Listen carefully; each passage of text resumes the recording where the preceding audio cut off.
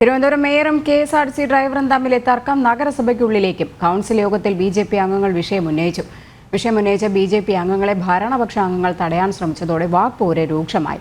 തുടർന്ന് ബിജെപി കൗൺസിലർമാർ കൗൺസിൽ യോഗം ബഹിഷ്കരിച്ച് ഇറങ്ങിപ്പോയി. പൊതുനിരത്തിലുണ്ടായ മേയർ കെഎസ്ആർടിസി ഡ്രൈവർ തർക്ക വിഷയം ഒടുവിൽ തിരുവനന്തപുരം നഗരസഭാ കൗൺസിലിലും ചൂടേറിയ ചർച്ചാ വിഷയമായി.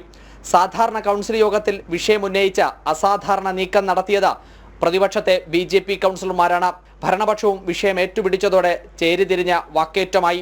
രാഷ്ട്രീയ വിരോധത്തിന്റെ പേരിൽ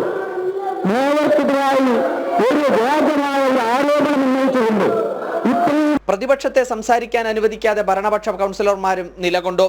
ഇതിനിടെ മേയർ ആര്യ രാജേന്ദ്രനും പ്രതിപക്ഷ കൗൺസിലർമാർക്കെതിരെ രംഗത്തെത്തി. മറ്റ് കൗൺസിൽ അംഗങ്ങൾ ദയവായി സീറ്റിലിരിക്കുക. ശ്രീ എം ആർ ഗോപൻ ദയവായി മറ്റ് കൗൺസിൽ അംഗങ്ങൾ സീറ്റിലിരിക്കുക. പൂർണ്ണമാക്കട്ടെ. ശ്രീ അനിൽകുമാർ പൂർണ്ണമാക്കട്ടെ.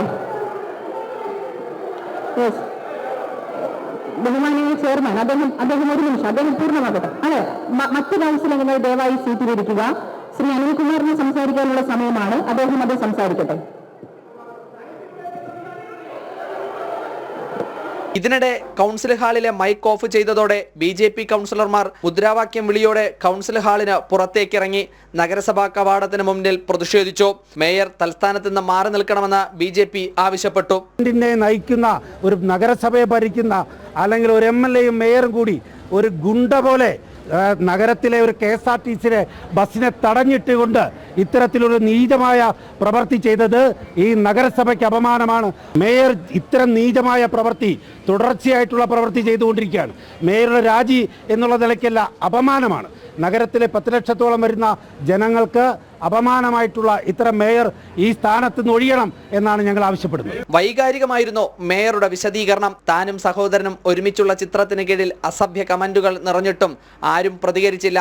കുറ്റക്കാർ ആരാണെന്ന് പോലീസിന്റെ അന്വേഷണത്തിൽ കണ്ടെത്തട്ടെ എന്നുമായിരുന്നു മേയറുടെ പ്രതികരണം. കാര്യങ്ങളൊക്കെ കുറ്റക്കാരനാണോ അല്ലയോ, അല്ലെങ്കിൽ നമ്മുടെ ഭാഗത്ത് തെറ്റുണ്ടോ എന്നൊക്കെ ഉള്ളത് അതിന്റെ നിയമപരമായ വശത്തിലേക്ക് കിടക്കട്ടെ എന്ന് മാത്രമേ ഞാൻ പറയുന്നുള്ളൂ. കാരണം എല്ലാ കാര്യങ്ങളും അതിൽ എന്താണ് സത്യാവസ്ഥ എന്നുള്ളതൊക്കെ വരും ദിവസങ്ങളിൽ തെളിയേണ്ട കാര്യങ്ങളാണ്. അതൊക്കെ പോലീസ് അതിന്റെ നിയമപരമായ നടപടിയുമായി മുന്നോട്ട് പോകുന്നുണ്ട്.